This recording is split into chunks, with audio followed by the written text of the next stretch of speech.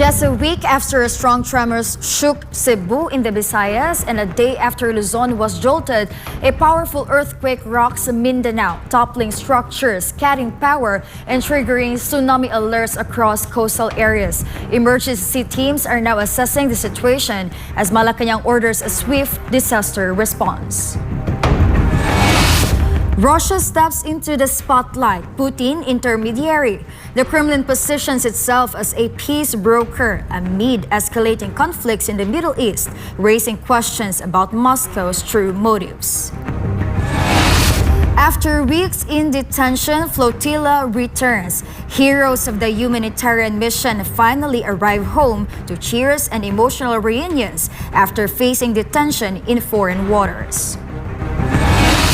Chaos erupts in Lima. A bloody concert night leaves 4 musicians wounded, sparking public outrage and demands for justice. A fiery response from Caracas. Venezuela accuses Washington of tightening its grip over global energy supplies, calling it a new form of economic warfare. In Southeast Asia, deadly waters swallow entire communities as Typhoon Matmo unleashes destruction, leaving thousands displaced and desperate for relief. A strategic move in the Korean peninsula. The former Russian president arrives in Pyongyang to strengthen alliances ahead of a major national celebration. And back home, the SMNI Foundation Inc rushes to deliver busloads of aid to earthquake victims in northern Cebu, bringing hope and help to families in desperate need. I'm Kristel Guangco. Newsline World starts now.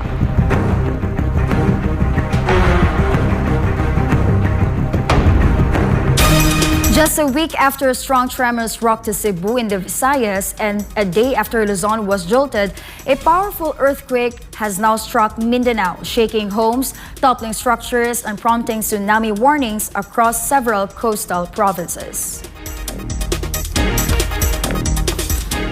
According to the Philippine Institute of Volcanology and Seismology, or PHIVOLCS, the quake measured magnitude 7.6 with its epicenter recorded off the coast of Davao Oriental.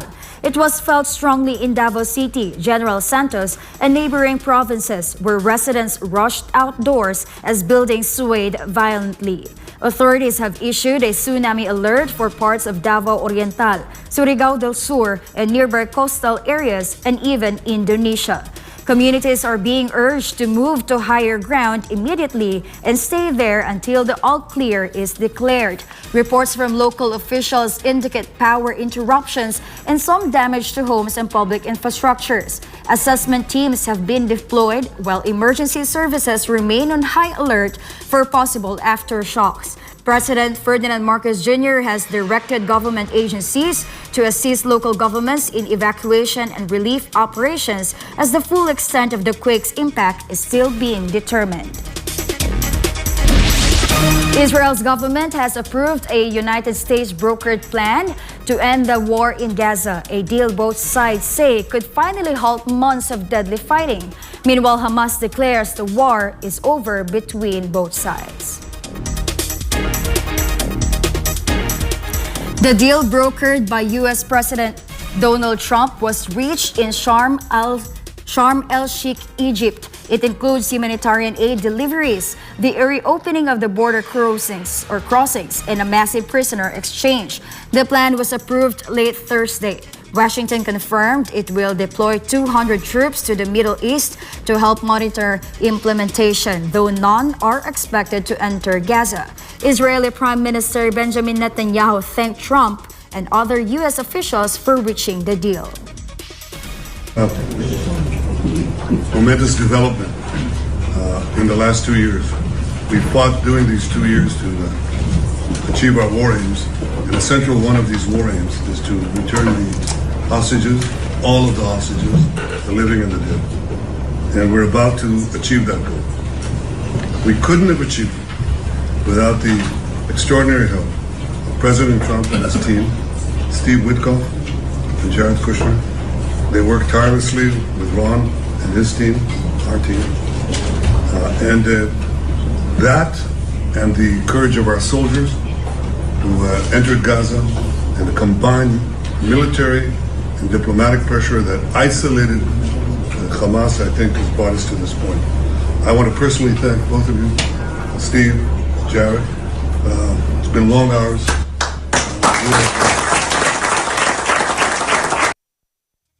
Israeli officials, the ceasefire agreement calls for the release of all hostages held in Gaza, a partial withdrawal of Israeli troops, and the exchange of Palestinian prisoners. In Gaza, senior Hamas official Khalil al-Hayya announced what he called the official end of the war.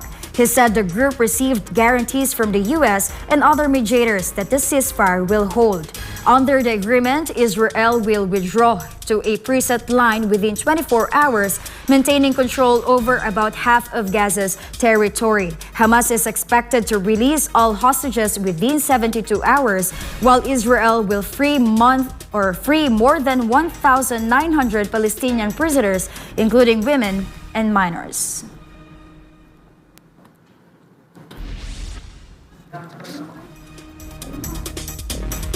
Meanwhile, participants from several countries detained by Israeli forces during the global Sumud Flotilla have now returned home, sparking celebrations and call for justice. The mission, aimed at delivering humanitarian aid to Gaza, highlighted the ongoing crisis in the region. Sarah Santos reports. Two Argentine members of the flotilla, Celeste Fierro and Ezequiel Peresini, arrived at Ezeiza International Airport on Wednesday, greeted by relatives, friends and supporters amid heavy security. Fierro called the mission the most important story of their lives and urged urgent measures to address the ongoing crisis in Gaza. Both of them condemned Israel's detention of international solidarity supporters and highlighted the global attention the initiative brought to Palestinian suffering.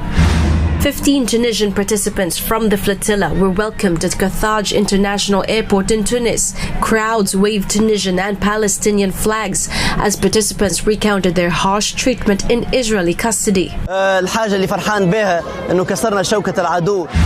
Malaysia welcomed 23 returned volunteers at the Axiata Arena in Bukit Jalil, Kuala Lumpur. Thousands attended the Solidarity with Gaza rally, where Prime Minister Anwar Ibrahim called for humanitarian protection of children and women in Gaza. Activists shared their experiences, highlighting international collaboration to support Palestinians despite Israeli interception at sea. Aaron White returned to Heathrow Airport to cheering crowds, waving Palestinian and Jamaican flags. White described abuse and harsh detention in Israel. I didn't really sleep because I didn't trust them. They would burst through the door at any minute, any time of day, so most of us didn't really sleep. He confirmed the flotilla carried humanitarian aid, countering Israeli claims otherwise. 6 Mexican volunteers arrived at Benito Juarez International Airport to enthusiastic supporters waving Palestinian flags and banners. Se trata de Palestina, se trata de Gaza, se trata de los niños que son mutilados, que ven a sus propios padres cómo los matan y quedan traumatizados de por vida y aún así con muletas bailan debke. They detailed attacks by drones, water cannons and illegal detention. South African participants, including Mandla Mandela, returned to OR Tambo International Airport in Johannesburg, welcomed by hundreds of supporters waving Palestinian flags. Mandela recounted being handcuffed, paraded, and having personal belongings stolen. Activists pledged continued efforts, announcing plans for a second flotilla. Christopher Paul Hosla and Mikako Yasumura were celebrated at Schiphol Airport in Amsterdam.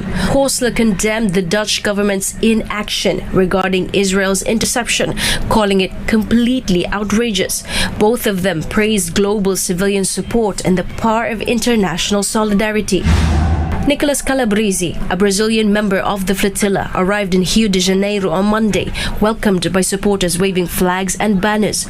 Calabrese described the detention as very violent and recounted limited access to food and water, along with physical mistreatment during the flotilla's interception by Israeli forces. A group of Spanish volunteers also returned to Madrid's Barajas airport on Monday, greeted with chants and embraces. One activist described being robbed, beaten, and humiliated, while another highlighted concerns for Reyes Rigo, still detained in Israel. The mission aimed to challenge Israel's blockade and deliver humanitarian aid to Gaza. The global Sumud Flotilla, consisting of 42 vessels and around 450 participants from more than 40 countries, aimed to breach Israel's blockade to deliver humanitarian aid to Gaza. Israel described the mission as illegal, seizing vessels and detaining activists. The Palestinian Foreign Ministry condemned the interception as a violation of international law.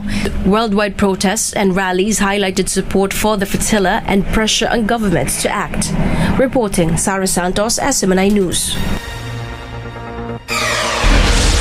Russian President Vladimir Putin says Moscow is serving as an intermediary between Israel and Iran, acting as a go-between to help convey messages aimed at preventing further escalation in the Middle East. Prince Tripoli will give us the details. Speaking at the Russia Central Asia Summit in Dushanbe, Tajikistan, Putin revealed that Israel has reached out to Moscow to deliver assurances to Tehran, expressing commitment to peace and de-escalation. Мы продолжаем доверительные контакты с Израилем и получаем сигналы от израильского руководства с просьбой передать это нашим иранским друзьям о том, что Израиль намерен, настроен на дальнейшее урегулирование и не заинтересован ни в какой, в любом виде конфронтации. Putin said Moscow is also working closely with Tehran to ease tensions over Iran's nuclear program and to help restore cooperation with UN's nuclear watchdog, the International Atomic Energy Agency. He stressed that diplomacy remains the only viable way to resolve issues surrounding Iran's nuclear activities. Earlier this week, Putin spoke with Israeli Prime Minister Benjamin Netanyahu, discussing ways to settle the Gaza conflict and US President Donald Trump's peace proposals. Meanwhile, Putin hopes U.S. President Donald Trump's peace deal initiative between Israel and Palestine will be put into practice. Президент Трамп выдвинул известные инициативы, и, как вы видели, Россия их практически сразу же поддержала.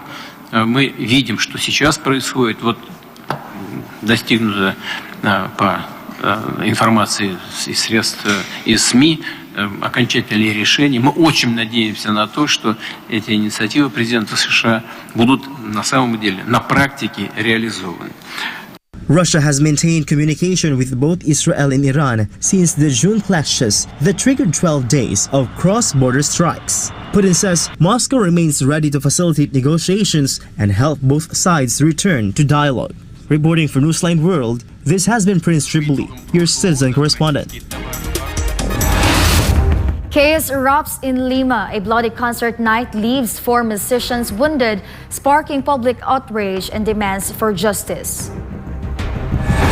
A fiery response from Caracas. Venezuela accuses Washington of tightening its grip over global energy supplies, calling it a new form of economic warfare.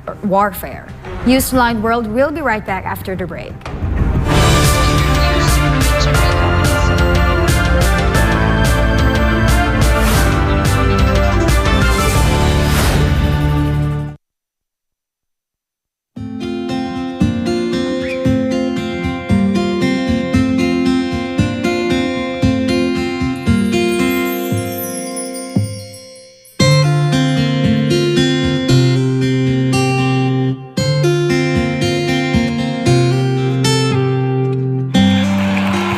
Children will grow up and bring the joy, the love, the peace, and compassion to the whole world.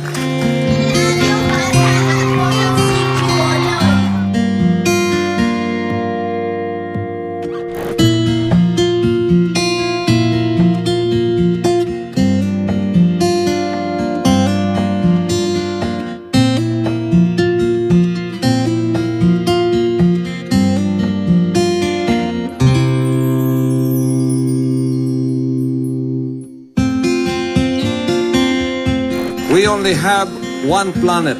We only have one Earth.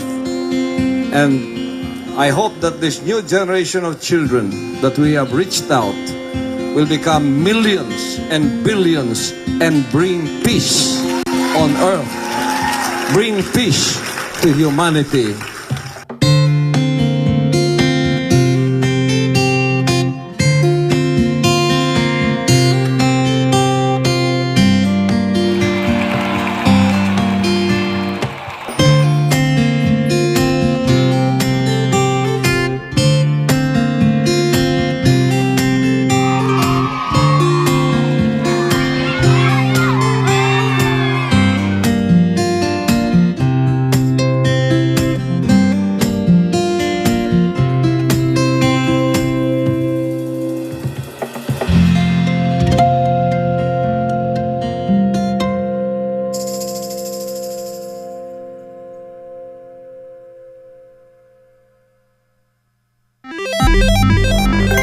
Isang pindot lang, pwede kang maka-jackpot.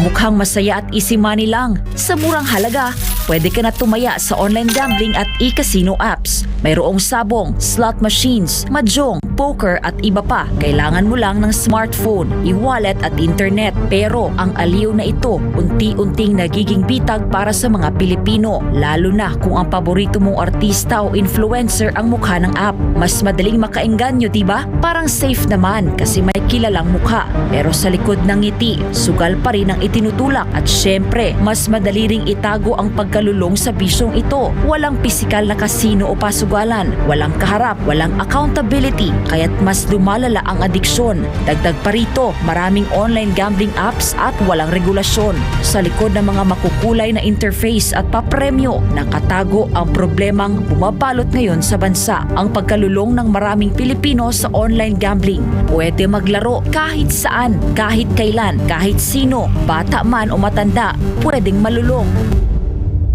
Ayon sa mga eksperto, ang pagkakalulong sa online gambling ay nagdudulot ng matinding stress at anxiety, pagkakabaon sa utang, pagkawasak ng pamilya, pagkawala ng tiwala sa sarili. At tulad ng ibang bisyo, may mga senyales ito tulad ng hindi makapagpigil kahit walang pera, palihim na tumataya, pagpapabaya sa trabaho, pamilya o sarili. Sa bawat taya, may mga taong tunay na kumikita, mga malalaking negosyante at investors na negosyo ang bisyo ng masa. Para sa kanila, perang pumapasok lang ito. Pero para sa ordinaryong Pilipino, kabuhayan at relasyon ang nauubos. At ang masakit, tila matagal itong nahayaan. Hindi ito naging prioridad ng mga nakaupo sa taas hanggang sa sobrang lumala at halos naapektuhan na ang buong komunidad. Ngayon, sa dami ng nalulung at sa laki ng pinsalang naidulot, sa kapalalong umugong ang mga panukalang batas para higpitan ng online gambling, gaya ng pagbabawal sa paggamit ng e-wallets para tumaya, pagtaas ng minimum bet, mas mahigpit na identity verification, pag-block ng mga illegal na gambling sites, at bawasan o ipagbawal ang mga ads na target ang kabataan. Maaari itong magmukhang laro lang, pero sa katotohanan, isa itong sugal sa kinabukasan. Ang kita na dapat sa mga pangunahing pangangailangan o ipon na uubos sa sugal. At sa mundo ng online gambling, mas madali kang matalo kaysa manalo. Huwag hayaang sugal ang magdikta sa iyong buhay. Isang paalala mula sa SMNI.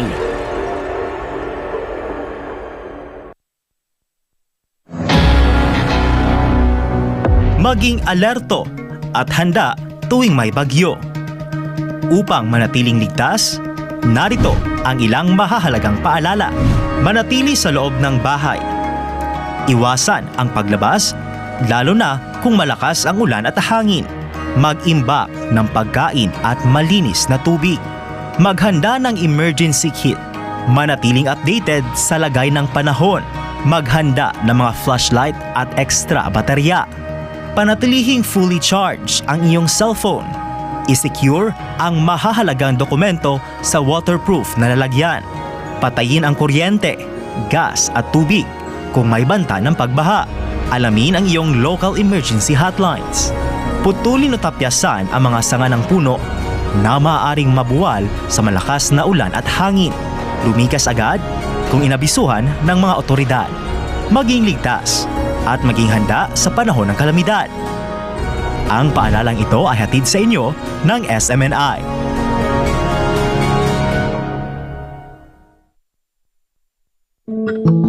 Madalas ka bang napapasobra sa pag-scroll sa phone mo kahit puro masasamang balita ang nakikita mo? Isipin mo ito. Nakahiga ka na sa kama, nagche-check lang ng phone bago matulog. Tapos, hindi mo na malayan, ilang oras ka na palang nagbabasa at nanonood ng mga balita tungkol sa digmaan, sakuna, politika, at lahat ng masasamang nangyayari sa mundo. Nakakaramdam ka na ng kaba at pagod, pero tuloy mo pa rin ang scroll mo. Ang tawag dyan ay doom scrolling. Ito ang habit ng paulit-ulit na pagtingin sa mga negatibo o nakaka-depress na content tulad ng digmaan, krimen o problema sa mundo. Nakaka-stress pero hindi mo pa rin mapigilan. Ayon sa isang pag-aaral ng Texas Tech University, ang sobrang konsumo ng masasamang balita ay nauugnay sa pagtaas ng stress, anxiety at pisikal na sintomas gaya ng pagkapagod at sakit ng ulo. Ayon naman sa Harvard Health, ang doom scrolling ay nagpapataas ng fight or flight hormones tulad ng cortisol at adrenaline na nakakapagpabigat ng isip at katawan. Nakakaapekto ito sa iyong mood, tulog at maging sa mental at physical health mo. At kapag naman puro memes at random na content ang pinapanood mo ng sunod-sunod hanggang sa mawalan ka na ng gana na mag-isip at gumawa ng iba pang gawain, ang tawag naman dyan ay brain rot. Sa Gen Z at tinatawag na internet culture, ang brain rot ay overconsumption o sobrang tagal na panonood ng paulit-ulit, mababaw, magulo o walang saysay na content online hanggang sa parang manhid na ang utak mo. Kapag nasobrahan, syempre, nakakasama. Nawawalan ka na ng focus, nawawala ang motivation, hirap mag-isip ng malalim, parang lutang o foggy ang utak. Masaya sa simula, pero kapag sobra, napapagod ang isip mo. Nahihirapang mag-concentrate at parang lutang. Mas delikado pa ito sa mga bata dahil ang utak nila ay nasa proseso pa ng pag-develop. Kaya mas malakas ang epekto ng doom scrolling at brain rot sa kanila. Maaaring makaapekto sa pag-aaral, pag-iisip at pakikitungo sa iba.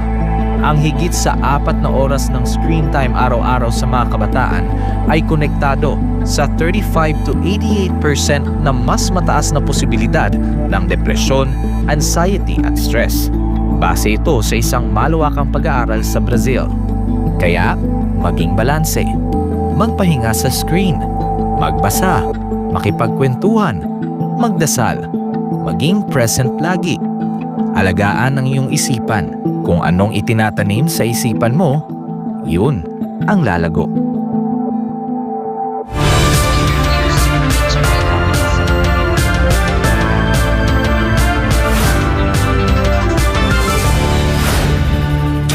And now we're back for more news. A shooting broke out during a concert by the Peruvian cumbia group Agua Marina at the Círculo Militar in Chorrillos, Lima, Wednesday night, leaving 4 musicians injured. More on this with Jane Cognita. Peruvian National Police cordoned off the area shortly after the attack and launched an operation to locate those responsible. Forensic teams were seen collecting evidence and counting bullet casings scattered near the stage area. According to authorities, at least 27 9mm bullet casings were recovered at the scene. General Felipe Monroy, Chief of Lima Region National Police, said investigators are reviewing surveillance footage that points to 2 suspects who may have fired from a motorcycle. The group reportedly came under attack while performing on stage before gunfire erupted from behind. El objetivo era atentar contra las personas que estaban en el escenario. No le podría yo precisar si seguro porque tengo entendido que se iban a presentar varias orquestas. En el momento, a las 10 y tantos de la noche, estaba presentándose en el escenario Agua Marina. Por lo demás, como le digo, estamos en diligencias preliminares, estamos recabando algunas evidencias fílmicas que ya nos hacen dar más o menos un derrotero de la forma y cuántos han participado en el hecho. 2 of the band's members, the Quiroga brothers, remain hospitalized while 2 others, the group's keyboardist and sound engineer, were brought to Almenara Hospital. Authorities believe the attack could be linked to ongoing cases of extortion targeting large cumbia orchestras in the country. The Peruvian prosecutor's office confirmed that preliminary proceedings have begun for attempted murder against those behind the attack. The shooting comes months after a similar attack killed Armonian singer Paul El Russo Flores, underscoring growing security concerns surrounding Peru's live music scene. This has been Jane Conita, your global citizen correspondent, reporting for Newsline World. Venezuelan Vice President Delcy Rodriguez has accused the United States of attempting to control the world's hydrocarbon resources to maintain its hegemonic power, speaking at the 14th International Gas Forum in St. Petersburg. This report from Erica Rio. De gas que hay hoy en el planeta. Appearing virtually at the forum on Thursday, Delcy Rodriguez alleged that Washington seeks to dominate global oil and gas resources from countries such as Venezuela, Russia, and Iran. She said these nations, along with Qatar, hold more than half of the planet's gas reserves, highlighting their strategic energy importance. Rodriguez further linked NATO's expansion and the Ukraine conflict to efforts to displace Russia from Europe's gas market, a move, she said, has led to Europe's deindustrialization. Quiere apoderarse de los hidrocarburos del planeta, del petróleo, del gas, de Venezuela, de Rusia, de Irán, para poder sostener su dominio hegemónico en el mundo frente a ese nuevo mundo que se construye. She also underscored Venezuela's vast gas reserves and the largest in the Western Hemisphere and 8th worldwide, and projected growing energy demand in Asia and Latin America through 2040. Rodriguez noted Venezuela's ongoing cooperation with Russia, citing new offshore gas projects and a recently signed strategic partnership and cooperation treaty between the two countries. Venezuela ya está trabajando en proyectos con importantes transnacionales de gas para exportar su primera molécula. Vale resaltar que Rusia tiene inversiones en gas costa afuera en Venezuela. The 14th International Gas Forum gathered key energy officials and industry leaders to discuss global trends in gas production, consumption, and strategic partnerships. Erica Rio, your citizen correspondent, reporting for Newsline World. The Indian Air Force, or IAF, celebrated its 93rd founding anniversary with a spectacular display of air power and precision at Air Force Station in Hindan in Ghaziabad.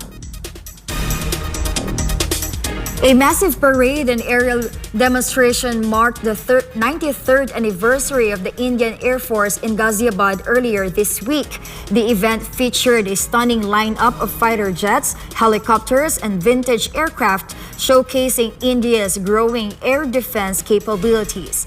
Air Chief Marshal Amarpreet Singh led the celebration, arriving at the venue as troops marched in formation and aircraft roared overhead. In his address, Singh emphasized the increasing role of air power in global affairs, saying that the world is turning to the skies as a first instrument of statecraft beyond traditional diplomacy. Reflecting on the IAF's growth, Singh said he felt deeply humbled but very proud of the force's evolution from just 4 Wapiti aircraft in 1932 to becoming the 4th largest air force in the world. This year's Air Force Day parade featured Rafale and Su-30 MKI fighters, Apache helicopters, transport aircraft, and a special heritage flight.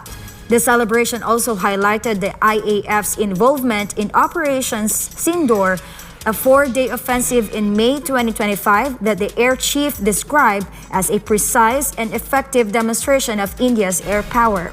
Air Force Day, celebrated every October 8, honors the service's founding in 1932 and rotates its main ceremony across different locations each year. Malacanang is pushing back against claims of economic fallout from the alleged flood control corruption scandal, saying investment pledges remain steady and that the reports of a massive stock market loss are fake news. Kristel Guangco more on this. Amid allegations of corruption, Secretary Frederick Go, Special Assistant to the President for Investment and Economic Affairs, assured that foreign investors' confidence in the government remains intact. In a press briefing on Thursday, Go said that investment pledges continue to come in and no company has so far withdrawn from its planned investments. In fact, he said a major investment project from a Korean company has already been approved as the first beneficiary of the Create More Act and is now being submitted to the Office of the President for final approval. The project is estimated to be worth over $1 billion. The FIRB will be transmitting this to the Office of the President this week po. So I don't think we have lost any investment pledges because of this ongoing issue. Go added that investors remain optimistic and the government is hopeful that the projects will continue once the issue is resolved. I think sometimes when there is unpredictability in the environment, people might temporarily think about their investment projects. But we're quite confident that when this is all resolved, they will all come back. No, so they have not pulled out. That they will continue with their projects. Meanwhile, the palace dismissed as fake news the circulating reports claiming that the Philippine Stock Exchange supposedly plunged by 12% or that about 1.7 trillion pesos was lost in stock value over the past 3 weeks due to the flood control anomaly. Secretary Go said there is no truth to the report, noting that he personally coordinated with the PSE president and several leading stockbrokers to verify the accuracy of the data. Go stressed that the information originated from a fake social media post deliberately created to attract public attention and spread false information. Go shared that the actual drop in the PSE index from August 11 to 29 was only 1.58%, while the all shares index, representing 282 companies, declined by just 1.5%. Meanwhile, the market capitalization, which was used as clickbait in the fake social media post, only declined by 1.4%. Go also urged the public and the media to be discerning and not to immediately believe information circulating on social media, especially if it lacks proper verification. Reporting for Newsline World, this has been Kristel Guangco, SMNI News. Earlier today, Malacanang Palace confirmed movements in leadership in the Land Transportation Franchising and Regulatory Board, or LTFRB, the Land Transportation Office, or LTO. Former LTO Chief Attorney Vigor Mendoza has been appointed as the new chairman of the LTFRB, replacing Chofilo Guadis III, who has been reassigned to the Office of Transport Cooperative. Mendoza's successor as the LTO will be Special Envoy on Transnational Crimes Marcos Lacanilao. The change in leadership at these agencies under the Department of Transportation was confirmed by Palace Press Officer and Presidential Communications Office Undersecretary Claire Castro.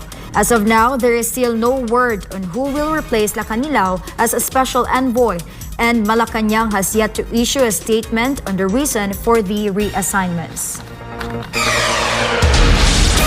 Former Philippine Defense Secretary Noberto Gonzales is backing calls for a mass resignation and snap election, saying it may be the only way to restore public trust in government. But before any election takes place, Gonzales says that the Commission on Election, or COMELEC, must first be reformed or even dissolved to rebuild confidence in the country's electoral system. Almar Forsuelo reports.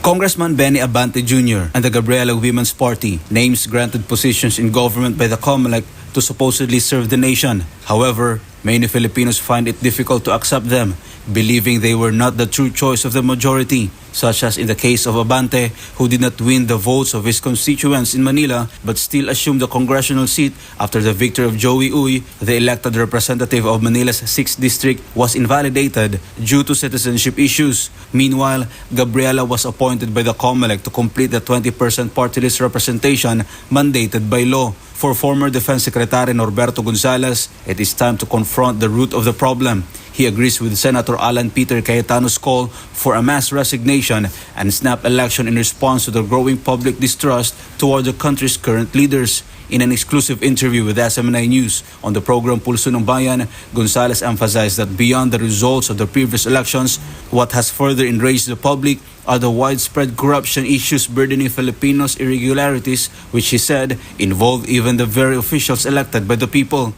Itong administrasyon na ito ay hindi ko alam kung bakit, anong nangyari. Bakit napakalaki ng pagnanakaw na nangyayari, no?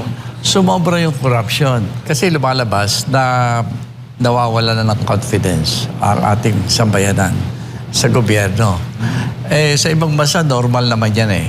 Kapag nakita wala ng confidence ng taong bayan sa gobyerno, ay nagkakaroon ng pag-alis sa pwesto at pagkakaroon ng panibagong eleksyon.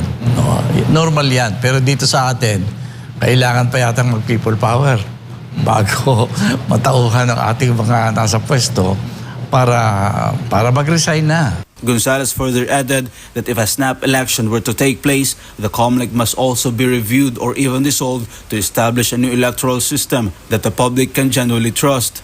Sana, dinagdag ni Senator Peter na kung tayo tatawag ng snap election, ayusin natin yung COMELEC. O baka mas maganda, i-dissolve na muna natin at gawa tayo ng panibagong electoral system.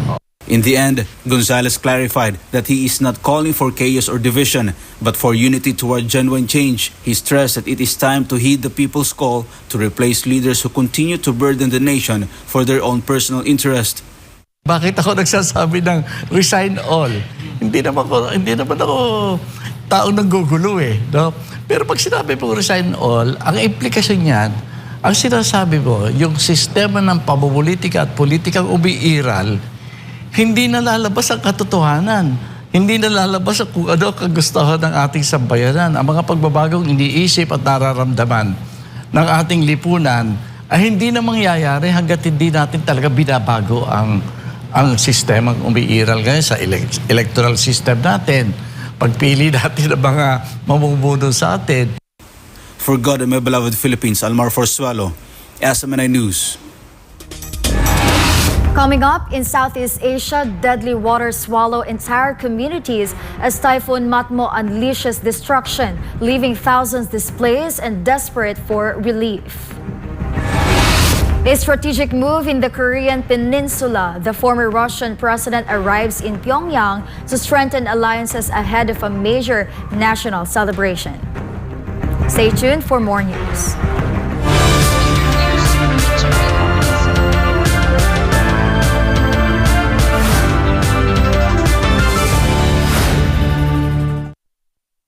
When you are innocent, you're not afraid. Why?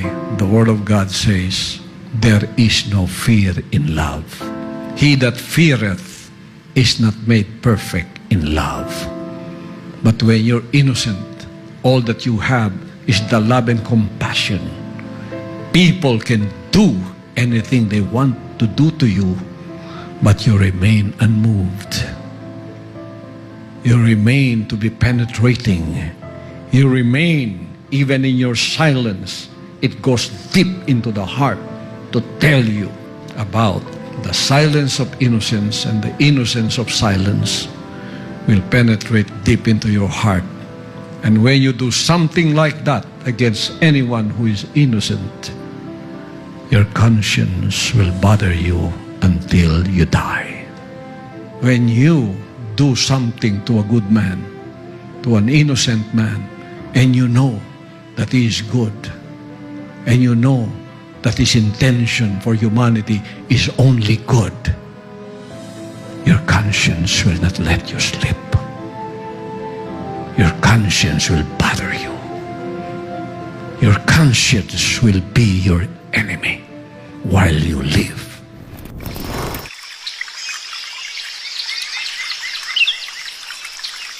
How to receive God's favor. So, for us, in order to receive the favor of God, we must avoid a holier than thou attitude. Importante sa harap ng ating Panginoon na tayo ay may kababaan ng loob na wag nating tingnan at mapagmataas tayo sa ating mga sarili. Isaiah chapter 57 verse 15. For thus saith the high and lofty one that inhabiteth eternity, whose name is holy. I dwell in the high and holy place, with him also that is of a contrite and humble spirit, to revive the spirit of the humble and to revive the heart of the contrite ones. Bilang mga anak ng Diyos na tunay, upang tayo ay kasihan ng kanyang pabor, kailangan tayo ay hindi lamang mapagpakumbaba, kundi tayo ay mapagpatawad. You want to seek the favor of God? Be forgiving in your heart, so that when you pray and lift up holy hands to heaven, the Lord of heaven will also forgive your trespasses. May pabor ka na sa Diyos pagka ikaw ay dumadalangin na pinatawad mo ang kasalanan ng iba. In order to receive the favor of God, we must be humble. We must be forgiving. And we should not judge. And then, if you want to have favor with God, you must love God and obey God's words at all times. Ang aklat na ito ng kautusan ay huwag mahihiwalay sa iyong bibig, kundi iyong pagbubulayan araw at gabi upang iyong masunod na gawin ang ayon sa lahat ng nakasulat dito, sapagkat kung magkagayoy, iyong pagiginhawain ang iyong lakad, at kung magkagayoy, magtatamo ka ng mabuting kawakasan. Magkakaroon ka ng pabor sa harap ng ating Panginoon. Mahalin ang kanyang mga banal na salita, ipamuhay ang kanyang banal na salita, sundin ang kanyang banal na salita, huwag hihiwalay ang kanyang banal na salita sa ating bibig araw at gabi. Pagbubulayan natin yan araw at gabi. Bago kayo magtrabaho sa umaga, pagkagising ninyo, kumuha muna kayo ng mga salita ng Diyos. Magbasa kayo, mag-devotional kayo. Basahin ang salita ng Diyos. Mahalin ang salita ng Diyos. Huwag ilagay ang Biblia at patungan ng anumang klaseng libro. Kailangan yan ay nasa ibabaw ng lahat ng libro.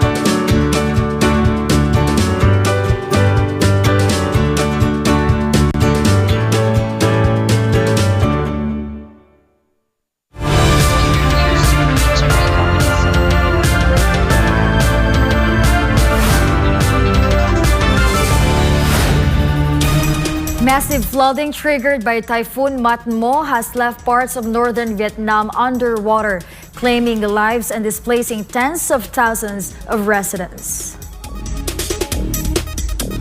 Heavy rains brought by Typhoon Matmo have submerged vast areas of Thanh Nguyen province, killing at least 8 people and forcing thousands to flee their homes. Drone footage from early Thursday showed entire districts of Thanh Nguyen City engulfed by flood waters. Streets, homes, and businesses disappeared beneath murky water as rescue teams worked to reach those trapped. Cars were seen nearly fully submerged. One resident, Nguyen Huidin, said his house's first floor was completely flooded, leaving them unable to assess the damage. Another local, Dong Hung Thuy, shared that her daughter's home was underwater and that her family had gone 2 days without food as help has yet to arrive. 4 northern provinces, Tay Nguyen, Cao Bang, Bac Ninh, and Lang Son, were hit hard by the storm, with nearly 17,000 homes inundated, more than 5,000 of them in Tay Nguyen alone. The Cao River in Tay Nguyen reached a record 29.9 meters early Wednesday, surpassing last year's level and submerging 33 communes under up to 2 meters of water.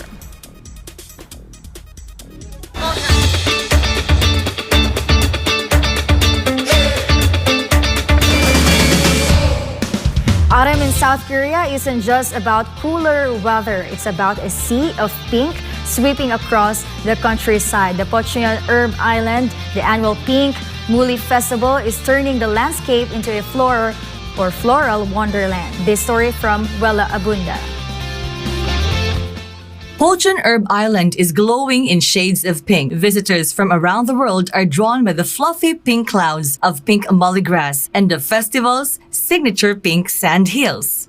부모님들이랑 연휴 때 시간이 좀 남아서 어딜 갈까 생각하다가 인스타로 여기를 이제 발견하게 돼서 한번 가보자 하고 핑크 뮬리가 유명하다 해서 또 오게 됐습니다. From sledging down pink sandhills to European-style village backdrops and whimsical art installations, the festival has become a hotspot for photos and social media. It's interesting and it's beautiful. And this is like, there is no such as this place in Indonesia. So that's why I'm so excited about this.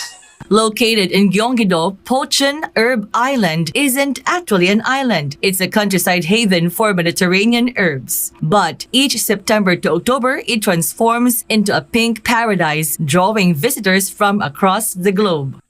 기존에 있었던 포천 허브 아일랜드는 이제 자연적인 거랑 식물원 이런 게 위주였다면 지금은 이제 색다르게 핑크 모래가 또 생기고 그런 모래 때문에 더 예쁘게 아기자기하게 꾸며진 것 같아서 꼭 한번 와보라고 말씀드리고 싶어요. The Pink Molly Festival runs until the end of October, giving everyone a chance to experience this seasonal spectacle. Reporting for Newsline World, Wella Abunda, SMNI News. Meanwhile, Russia's Security Council Deputy Chairman Dmitry Medvedev arrived in Pyongyang for an official visit ahead of North Korea's major political celebration. Deputy Chairman of Russia's Security Council Dmitry Medvedev has begun his official visit to the Democratic People's Republic of Korea, or DPRK, as the country prepares to mark the 80th founding anniversary of the Workers' Party of Korea. During his visit, Medvedev laid floral tributes at the Liberation Monument and at the statues of late DPRK leaders Kim Il-sung and Kim Jong-il. He also toured the Central Training School of the Workers' Party, where he signed the guest book as an honored guest. In his message, Medvedev wished success to the school students, describing it as an important institution for shaping future leaders. He noted the strong support provided by the nation's leadership and praised the facility's dedication to developing the country's future. The Workers' Party of Korea, established in 1945 and currently led by Kim Jong-un, commemorates its founding anniversary on the 10th of October. Several coffee experts from different parts of Asia are now in Mindanao for the International Coffee Innovation Summit 2025. Let's hear more about this in MJ Mondihar's report. Several renowned coffee experts from Asia have arrived in Sultan Kudarat for the International Coffee Innovation Summit 2025. Among the participants are globally recognized roasters, award-winning baristas, and specialists in international coffee standards. The summit features the Southeast Asian Green Coffee Competition, the Coffee Innovation Forum, and the Philippine Roasting Competition. According to international judges, the summit will further promote Sultan Kudarat's coffee industry to the global market. It's actually rather new knowledge to me that in Philippines, Sultan Kudarat is one of the hearts of coffee, right? And I think this is something that now we know and can be further shared to the rest of the world. According to Gloria So, a coffee expert from Singapore, the international event serves a great opportunity to help local farmers increase their income. The International Coffee Innovation Summit 2025 was organized under the supervision of Sultan Kudarat Governor Datu Pax Ali Manguda Datu. So that can help a lot in terms of understanding what the coffee qualities are like. And I believe with the help, the governor has a great heart for the coffee community here. That itself can push forward that promotion and also the awareness. For KZ Jung from New Zealand, the summit has proven that Sultan Kudarat truly deserves the title Coffee Capital of the Philippines. Sultan Kudarat has definitely produced a lot of coffees over the years, and some of the coffees that I've tasted from the Sultan Kudarat are really top quality within the Philippines. Yes. So, well done, Sultan Kudarat.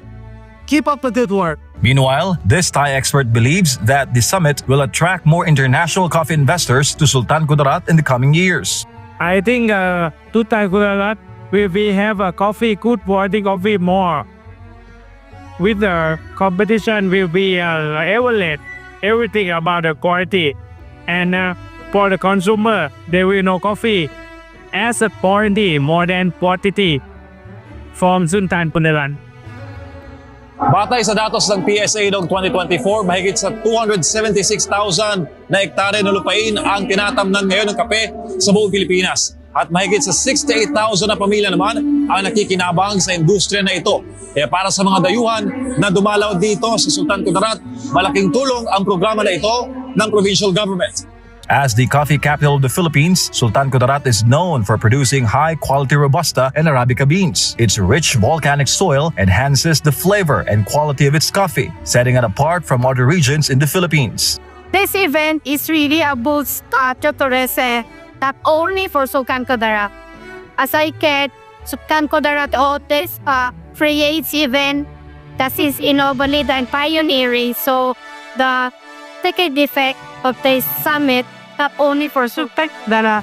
Winners of the competition receive cash prizes and a Specialty Coffee Association scholarship. They will also represent the Philippines in the upcoming International Coffee Roasting Competition. The International Coffee Innovation Summit is one of the preliminary events leading up to the Kalimutan Festival next month. This time around, we will be bringing our own traditions and culture up on stage na makita ng buong mundo. And alternatively, and concurrently pala, kasama din po yung mga bisita natin from outside na makikita din nila kung ano ang ganda ng Sultan Kudarat Province. So, one is for us to show, the other is for them to come at makita nila kung ano ang meron dito sa lalawigan ng Sultan Kudarat. Reporting for Newsline World, this has been MJ Mondeha, SMNI News. In other news, 6 Japanese nationals, including 5 alleged members of the notorious JP Dragon gang, were arrested by operatives of the Bureau of Immigration in separate operations in Bulacan and Quezon. According to the Bureau of Immigration or BI's Fugitive Search Unit or FSU, the operations were conducted on the 7th of October. The first arrest took place before noon in Barangay Sapang Palay, San Jose del Monte, Bulacan, where Yukio Monde, 53, was apprehended. He has a warrant of arrest issued by the Hiroshima Summary Court in Japan for forgery of private documents, authoring forged documents, and fraud. Monde allegedly obtained money from a bank using falsified documents. In Lucena City, Quezon, FSU operatives also arrested Nurichika Harada, 48, who faces a theft charge under a warrant issued by the Fukuoka Summary Court in 2023. Harada and his accomplices reportedly posed as police officers to deceive elderly victims and obtain their ATM cards and personal information, which they used to steal large sums of money. Later that evening in a subdivision in Candelaria, Quezon, agents arrested Nobuyuki Arima, 45, Yano Yuya, 32, Iwamoto Miyako, 34, and Ayumi Ozawa, 33. Authorities discovered their online workstations allegedly used in scam operations. Japanese authorities confirmed that the 4 are wanted for fraud and theft and are members of a breakaway faction of the JP Dragon Syndicate. BI Commissioner Joel Anthony Villado lauded the successful operation and emphasized that the Philippines will never serve as a sanctuary for foreign criminals. As of now, the 6 Japanese nationals are undergoing deportation proceedings and will be blacklisted by the Bureau of Immigration to prevent their return to the country. When we come back here in the Philippines, the SMNI Foundation Incorporated rushes to deliver busloads of aid to earthquake victims in northern Cebu, bringing hope and help to families in desperate need. Newsline World will return.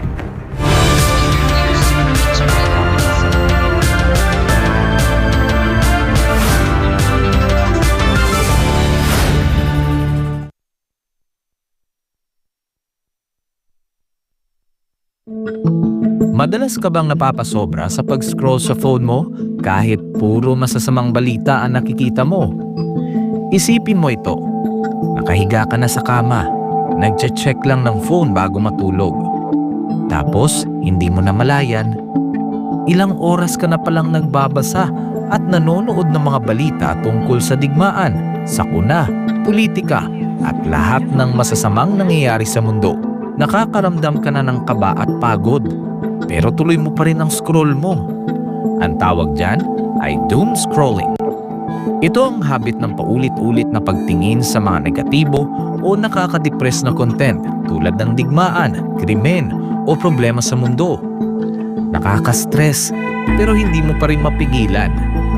Ayon sa isang pag-aaral ng Texas Tech University, ang sobrang konsumo ng masasamang balita ay nauugnay sa pagtaas ng stress, anxiety at pisikal na sintomas gaya ng pagkapagod at sakit ng ulo.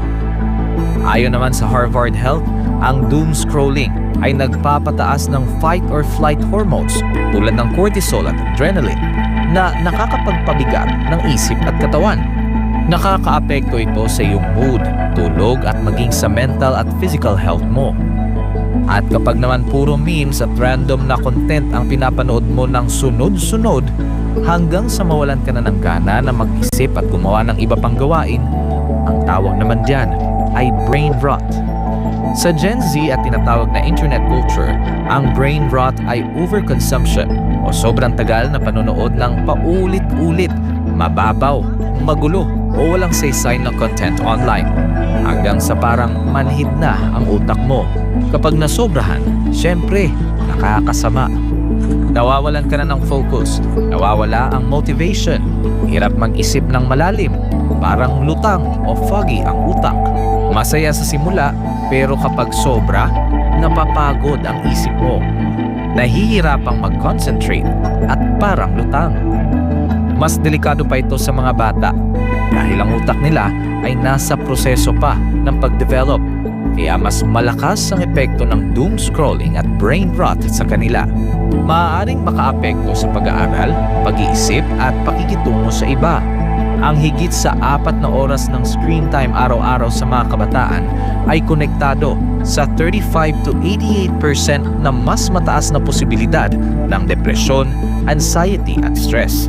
Base ito sa isang malawakang pag-aaral sa Brazil. Kaya, maging balanse. Magpahinga sa screen, magbasa, makipagkwentuhan, magdasal, maging present lagi. Alagaan ang iyong isipan. Kung anong itinatanim sa isipan mo, yun ang lalago.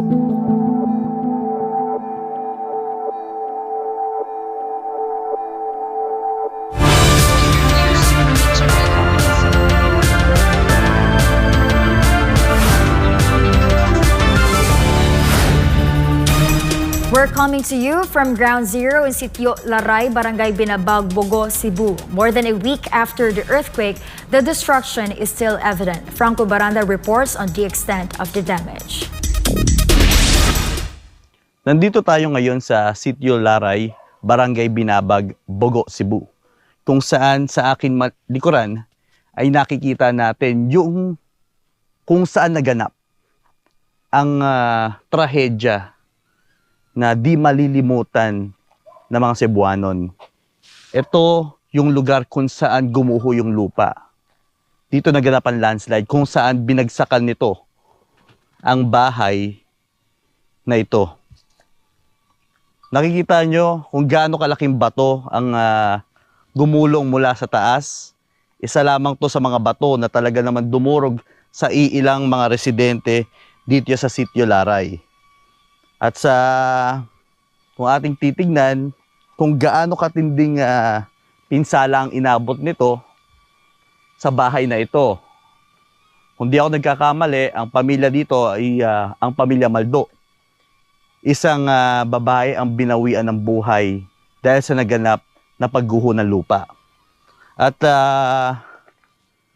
dito naman banda ay hindi rin basta-basta ang naganap sa lugar na ito kung saan 4 na katao ang binawian ng buhay at 3 doon ay bata.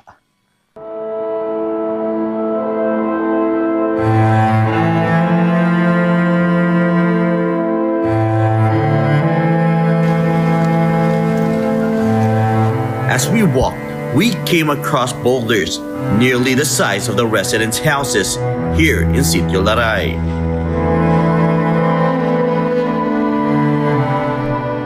Sa kinatatayuan kong ito ay isa sa malalaking bato na gumuho mula sa tuktok ng bundok na yon.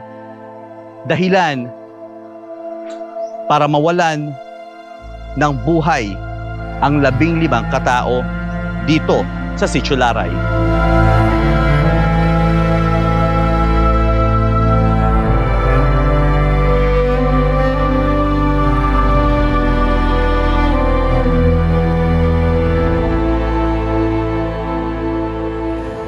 The stories of the family left behind by the earthquake victims are truly chilling.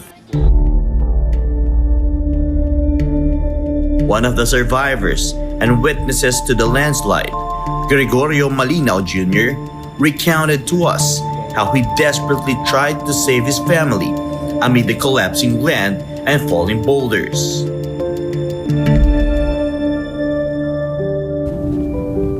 Our team could feel the deep sorrow as we made our way to the Malinaw's family's home, where 6 of them perished in the tragic disaster.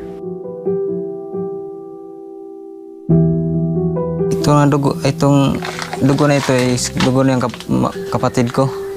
Nung binuhat ko siya dito at dito ko nilagay para hindi matabunan ng ibang bato kapag mayroon pa mabagsak. At saka yung pamangkin ko dito ko nilagay sa misa. Ito yung dugo. Dito ko nilagay ang aking kapatid at pamangkin ko, yung dalawa. Dalawang pamangkin ko at isang kapatid ko dito nilagay. Doon ko sila kinuha sa ibaba. Tsaka yung pamangkin ko at nanay ko dito kinuha sa ilalim ng bato. Diyan ko niligtas. Pagkatapos pumunta ako dito ko niligtas yung ang pamangkin kong dalawa at saka yung asawa ng kapatid ko na si Sir Mark. Dito ko hinuka yung kanyang anak at dito ang siyang kanyang ina at naghahag sa kanyang mama pero patay na.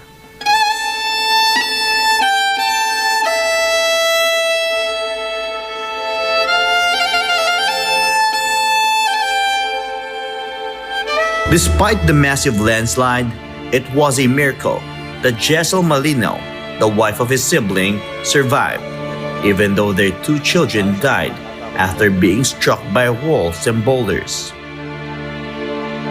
For Jessel, losing her children was far more painful than the injuries she sustained from the falling debris. Natulog na ang dalawa, yung anak din. Ako, wala pa, nag-cellphone pa ako din. Tapos, pag alas 9:59, tutulog yata ako. Tapos, kuan man lindol, mangon ako. Yan sila nagising kasi lakas. Dayon, kanang may pagkuhan ako sa isa, niyakap ko niya ang sabi.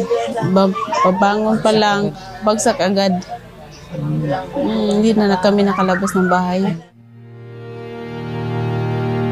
For Jessel and Mark, only the memories of their children serve as the strength to carry on with their lives.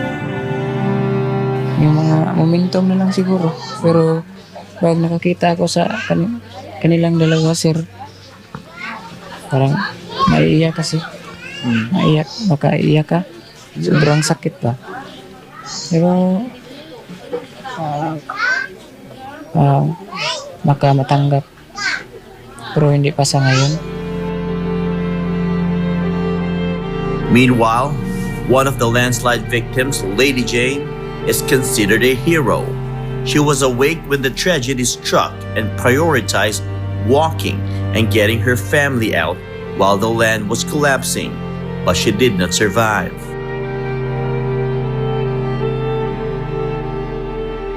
Pero ginawa po namin lahat, inirescue namin siya pero hindi po namin naabutan. Kahit delikado po, ginawa namin lahat. Wala na po talaga siya. Kaya sobrang sakit po para sa akin. Ganun po yung nangyari. Okay lang naman po yung sana yung bahay yung nawasak, hindi lang po yung kapatid ko.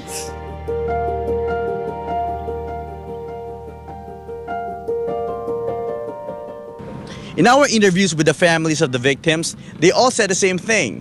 What they went through was a true nightmare. Aside from losing their homes, the tragedy also took the lives of their loved ones. For God and my beloved country, the Philippines, this has been Franco Baranda, SMNI News. A powerful 6.9 magnitude earthquake struck the quiet town of San Remigio, Cebu, collapsing homes, buildings, and dreams in just a matter of seconds. But beyond the ruins, the pain of families who lost their loved ones runs even deeper. One of them is a mother who came home from Kuwait, hoping to finally reunite with her son. But the homecoming she dreamed of turned into a heartbreak when she learned that her only child was among those who died inside the San Remigio Sports Complex. Here's a story from Sheena Turno.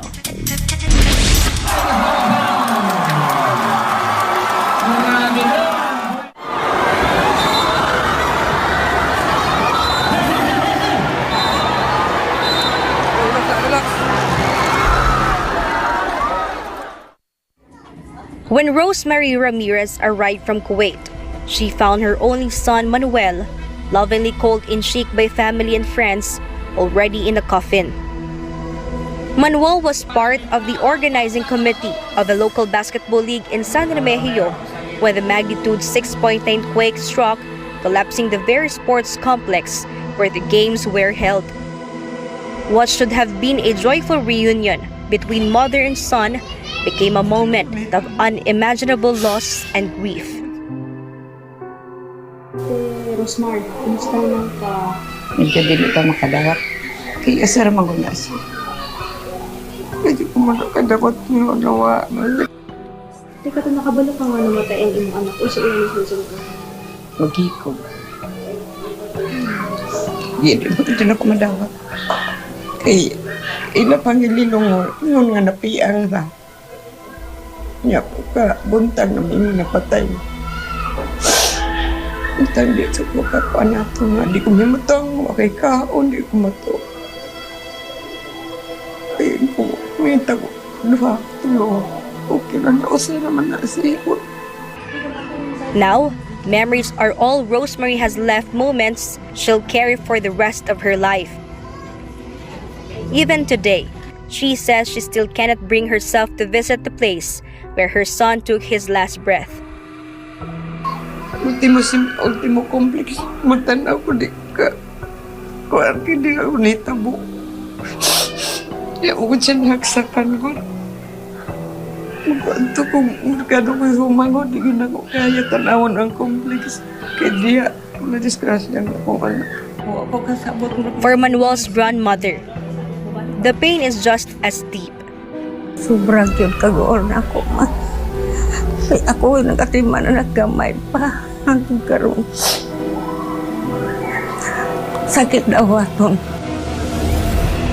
But perhaps the most painful part of it all is for the wife and the child he left behind. She shared it wasn't easy for her and her 10-month-old baby when the powerful earthquake struck. Paglingnog jud ma'am, pag-action jud ka ng uyog. Nagbata pa mo ka nga time niya akong anak kay natog na. Gihapaan jud ako dito sa akong anak kay basin matabunan mi sa aparador pag bakikog ako sa akong anak. Nya wala di ko kay bawo nga akong bana di ay natabunan na din siya dito sa complex kay duty man siya ato nga time. Kasi gid ako contact sa iya ha, sige kog chat. Na, kumusta siya? Okay na ba siya?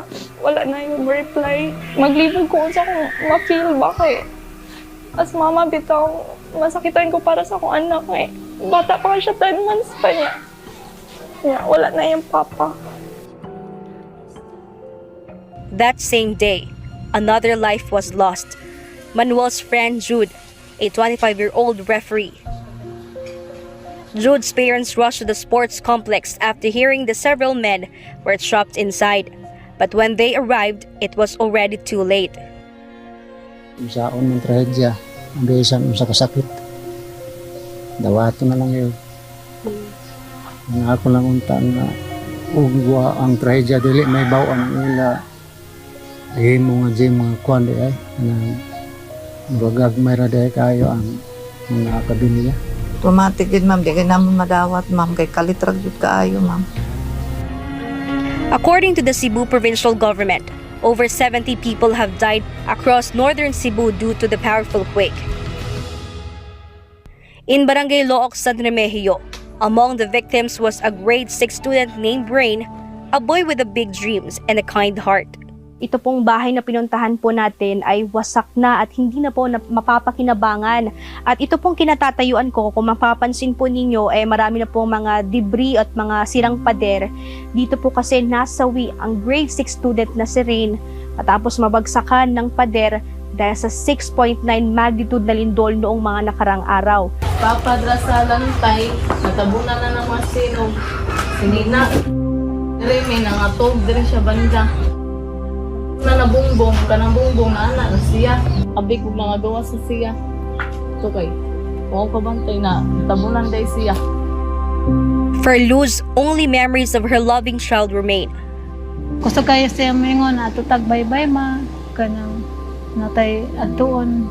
Pero kung kanang nagtrabaho may, kuyog dito siya, matawabag dito siya. Kung minsay sa kong anak na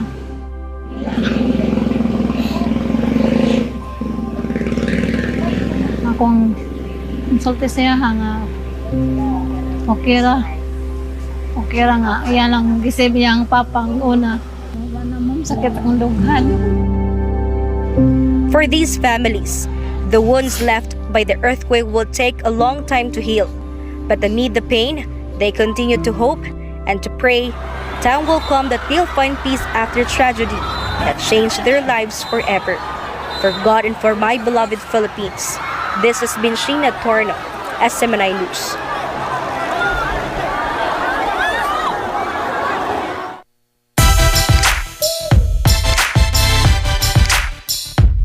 In sports, Los Angeles Lakers star LeBron James is expected to miss the team season opener after being diagnosed with right side sciatica. Meanwhile, England manager Thomas Tuchel's bold decision to drop Jude Bellingham continues to pay dividends as Morgan Rogers impressed once again in the team's 3-0 win over Wales at Wembley. Carlo De La Peña tells us more.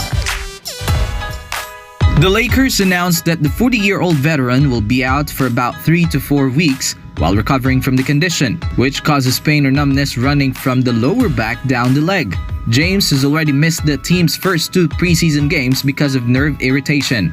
Coach JJ Redick said both James and Luka Doncic were limited to light individual workouts during practice.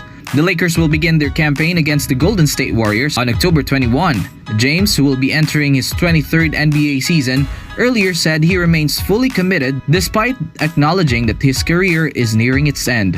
Meanwhile, Despite facing criticism for leaving out Bellingham, Tuchel's strategy of prioritizing teamwork over star power was vindicated, with Rodgers excelling in the number 10 role and scoring England's opener just 3 minutes into the match. The Aston Villa forward also set up Ollie Watkins for the second goal before Bukayo Saka completed a dominant first-half display. Rodgers' strong performances in consecutive matches are quickly making him a symbol of Tuchel's new team-focused England.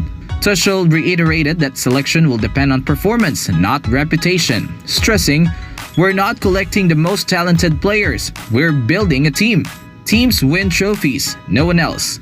Bellingham, still recovering from shoulder surgery, remains part of England's long-term plans, but now faces tough competition for his place. With England set to face Latvia next, Tuchel's approach, rewarding form and chemistry, appears to have strengthened his squad's unity and momentum heading into the World Cup. Reporting for Newsline World, this has been Carlo de la Peña bringing you the latest sports news.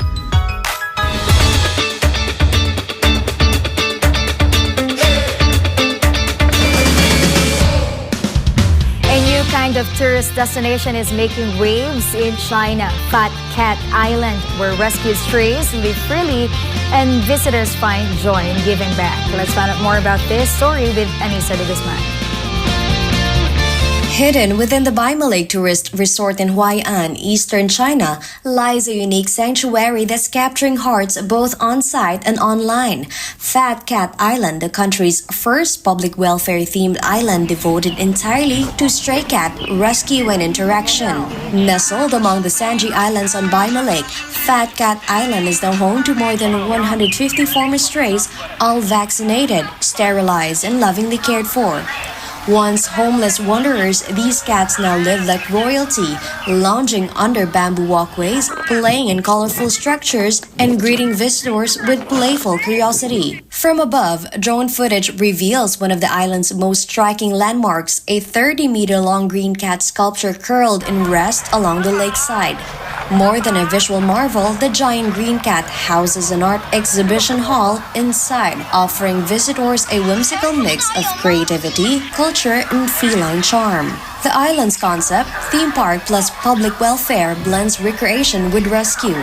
A portion of every ticket sold supports ongoing efforts to rescue and care for stray cats across the region, making each visit a small act of kindness. Visitors can hand-feed cats, join volunteer sessions, or simply enjoy a quiet afternoon by the water as cats trail curiously behind. For families seeking a slower, gentler escape, the island has become an ideal holiday stop. Today, Fat Cat Island stands as more than just a tourist spot. It's a symbol of compassion and coexistence, showing how creativity and care can turn a small island into a national model for animal welfare and responsible tourism. I'm Anissa de Guzman, your global citizen correspondent, reporting for Newsline World. After the devastating earthquake that struck northern Cebu, many of our countrymen were left outside their homes without shelter and proper living conditions. In response, SMNI Foundation Inc. swiftly mobilized to deliver food, clean drinking water, and personal supplies to the affected residents of the Anbantayan. Paul Montimon reports from Cebu. Lord, please send some help, Lord. Jesus Christ. A few days after the powerful earthquake hit North Cebu, many families in the Anbantayan continue to live in fear and hardship. In Barangay Tapilon, residents were found temporarily staying outdoors enduring the aftershocks and the absence of safe, proper shelter. Inside a tent in Tapilon proper, we met the family of Michelle and Jasler. Because of the continuous aftershocks, they chose to stay outside every night and only return home in the morning to secure their essential belongings. They've been doing this for a week now, as they wait for government clearance on when it will finally be safe to return and live in their homes. Michelle and Jasler's family is not alone in this situation. Many other families are also sleeping by the roadside or under makeshift tents, struggling to get by each day in the aftermath of the earthquake. Gabi na ngayon dito sa Daang Bantayan at kinaroroonan natin ngayon ay binalikan natin yung mga tent kung saan sila Jasler at Mitchell ay nakatira. So makikita natin talagang madilim ang lugar. Ang iba may mga tent pero kulang at sapay ng kuryente. Di naman wala talaga sa kuryente. Habang ang ibang mga tent naman tulad nito kila Jasler at kila Mitchell ay kung hindi man kandila ay wala talaga supply na kuryente. Ika na mas maputi pa ang isang barong-barong dahil may sariling bubong, may sariling pintana, may sariling pintuan.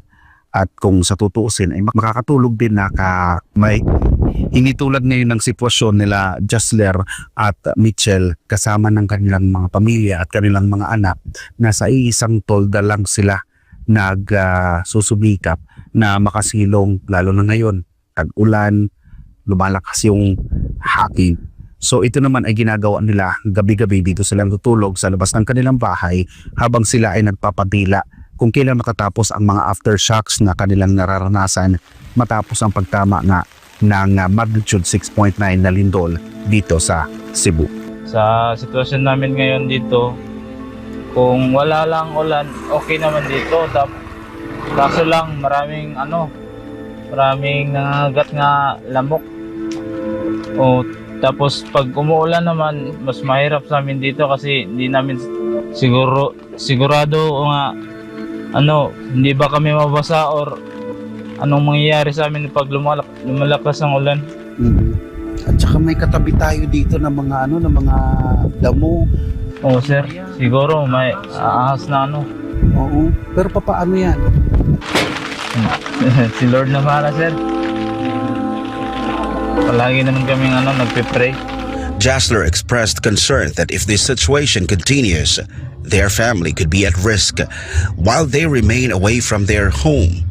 They pray that this hardship their community is facing will soon come to an end. Sa sitwasyon namin ngayon, ginakabahan kami lalo na wala kami sa loob ng bahay, dito lang sa barong-barong. Kaya di kasiguraduhan kung ligtas ba kami dito, lalo na kapag malakas yung ulan. In the nearby area of Barangay Maya, Daan Bantayan, Aling Joy became emotional when our team spoke with her. This was the state in which we found their home. Because of the powerful tremor, their house did not withstand the quake. Almost nothing was left. Only a few pieces of wood, a tarpaulin, and some broken plywood. Naluwar na ko sir. Wala mi balay kapulan. Mag-uwan, mabasa sad mi. Yang halos mga gapit na wahi mga kabutangan. Like sanina na mo okay ra mga kuha na mo gamit na uban sa drawer na narastrapal. Mabasa man yun siya. But she said what matters most is that her family is safe. No one was hurt and no lives were lost. Salamat talaga sa Lord na binuhay talaga kami na hindi kami hindi kami natabunan ng katulad ng iba na natabunan ng simento, kawawa naman yung iba. Pero kami, thank you Lord na bigyan mo pa kami ng isang chance. For now, the family lives by the roadside under a single tarpaulin, making do with the little space they have for shelter, whether under the heat of the sun or the pouring rain. Wasag nila yung kakwanan, kahit di pa masad angin, magtukod yung balay kay magsige pag aftershock. Usahay, ganun. Luto lang sa kuwan sa tao, sir. Mura na dyan akong gikuan na yung tamahuman na yung aftershock. Mura na akong gikuan dyan, sir.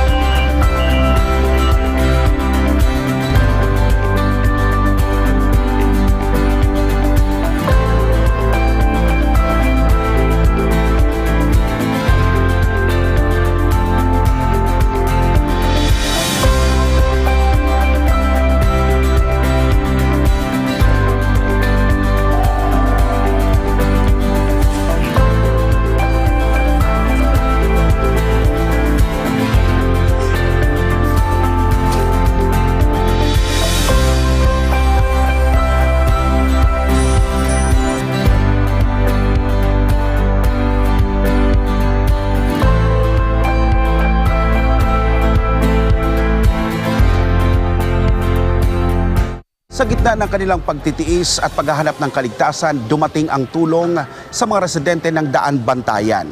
Sa ilalim ng misyon ng SMNI Foundation Inc, walang sitwasyon na hindi kayang abutin, walang lugar na hindi mahahatiran ng tulong. Sa pagkikipagtulungan niya ng matagal ng kapartner sa advokasya ng paglilingkod. Ang foundation naghatid ng mga pagkain, malinis na tubig, at personal supplies sa libu-libong mga nasalanta ng kalamidad. Kasama ang mensahe na may pag-asa pa at panibagong bukas na naghihintay.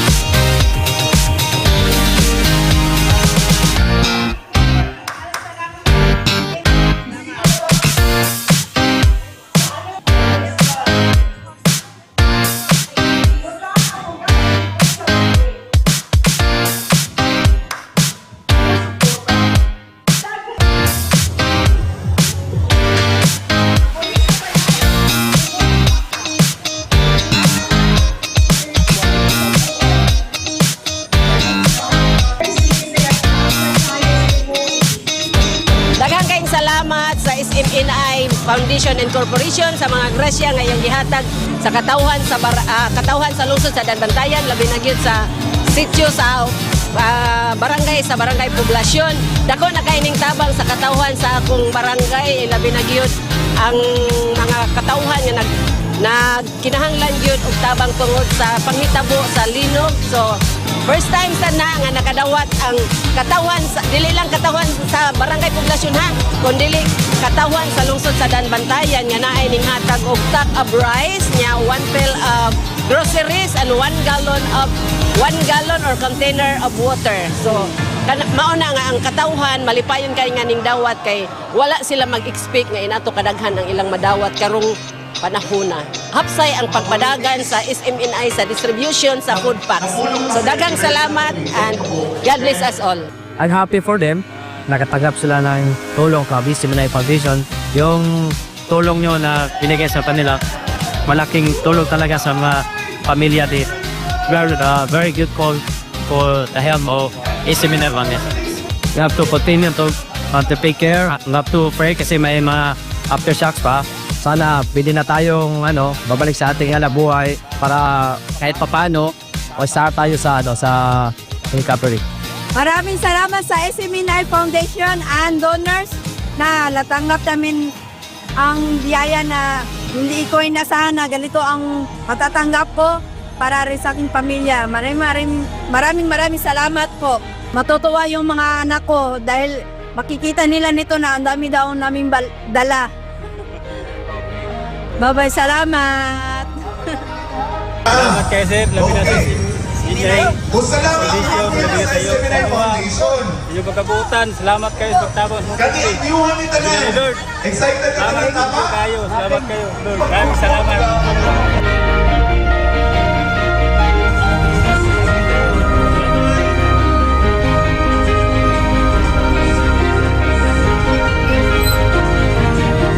Masayang-masaya po kasi marami kaming natanggap ngayon. Hindi po kami nag-expect na ganito karami po. At maraming tulong po ito sa aking pamilya, lalo na po sa aking mga anak. Ngayon lang po ako nakatanggap ng ganito karami, sir. So, babangon pa rin tayo? Opo, sir. At lalaban para sa pamilya, sir. Kasi sir, masayang-masaya ako kasi hindi po namin ini-expect nga nakarating po kayo sa aming lugar at SMNI Foundation at donors po.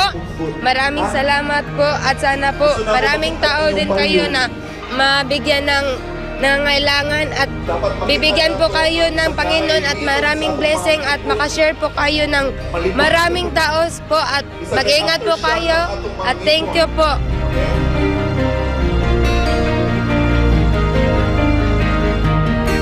Thank you so much. Daghan kayo may nadawat karon. Thank you, thank you, thank you. Salamat kayo sa SMNI Foundation at sa mga donors. Mawa ang kakapoy, sir. Mawa ang trauma. Salamat kayo sa panghatag sa mga panaygot linog. Salamat. Salamat kayo, Saran. Daghan kayong salamat sa nahatag sa seminaryo sa mga donors diri sa lungsod sa Bantayan. Daghan kayong salamat. Dilini na mo ikalimtan. Salamat. Salamat. Thank you.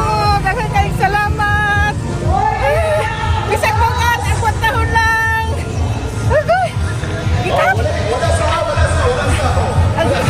Masayaw na ko, di na ko kasayaw.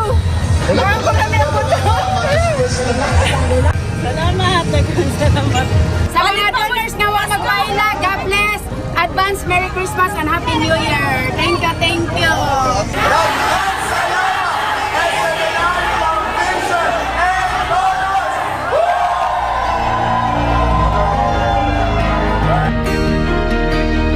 At SMNI Foundation Incorporated, no place is too distant to reach.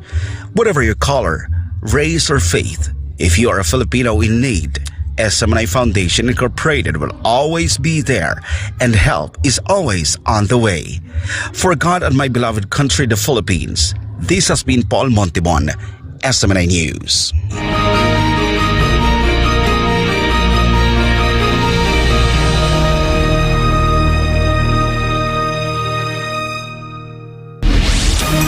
In other news, former Justice Secretary Jesus Crispin Remulla has officially assumed office as the Philippines' new ombudsman. On his first day, he emphasized that no corruption cases will be spared, from flood control projects to the controversial Formula issue. More on this with Margaret Gonzalez. Accompanied by his wife and officials from the Department of Justice or DOJ, former Justice Secretary Jesus Crispin Boying Remulla was formally sworn in as the country's 7th ombudsman. Remulla took his oath before Senior Chief Justice Mervic Leonen, who reminded the new ombudsman not to fear the Filipino people. Amid the flood control issue, the High Court official gave Remulla a specific directive to build cases and properly present evidence in court against those involved in corruption. Build the cases, discover, access, preserve, maintain, and then present the evidence properly in our courts. With due process and due and deliberate speed, we promise that we will also do our part.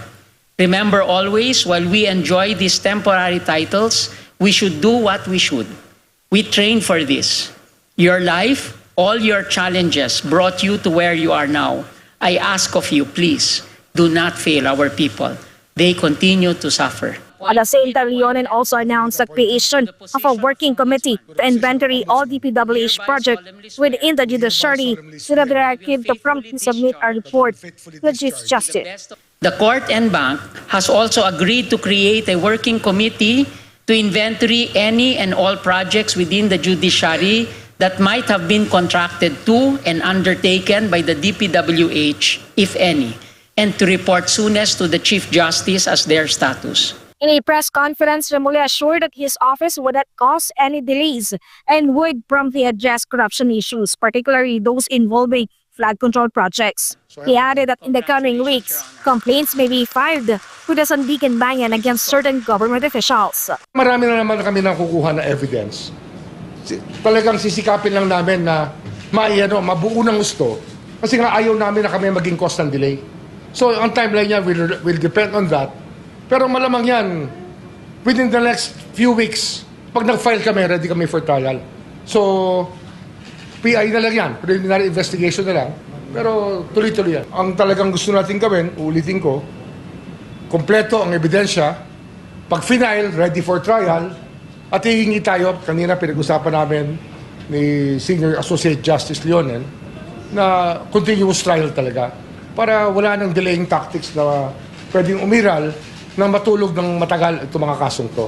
Aside from flood control, Remulla also assured that he would look into the family issue, which allegedly secured billion peso contracts for supply medical supplies during the pandemic. Sisilipin natin yan kasi nga parang nalimutan na naibaon sa limot, pero hindi dapat makalimutan talaga itong mga ganitong kaso. Kasi alam natin, mabigat ang alingaw-ngaw at marami nagsasabi na may nangyari nga masama doon. May naging pagdinig ang Senado, ngunit hindi na umandar mula doon. Kaya kailangan bisitahin natin. Remulla had previously stated that no government officials involved in corruption would be spared or ignored. When asked what he would do if his own children or relatives were implicated, he gave this response. Alam nila na pag ang tatay nila nagtatrabaho talaga. They know about it. Kaya hindi ako natatakot na meron silang gagawin na masama kasi I think that we raised them very well. Pero just the same, pagka merong problema, di sabihin lang at harapin natin ang mga problema yan. For God and my beloved Philippines, this is Margaret Gonzalez, SMNI News. And before we end, may you be inspired with the words of the sun.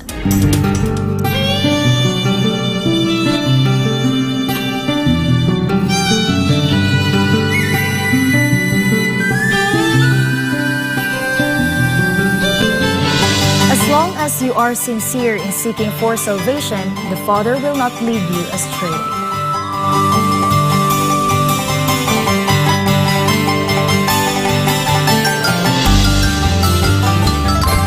And as we keep track of the countdown, there's only 76 days left before Christmas. That's all for this edition of Newsline World. For God and my beloved country, the Philippines, I'm Kristel Guangco. Thank you for watching.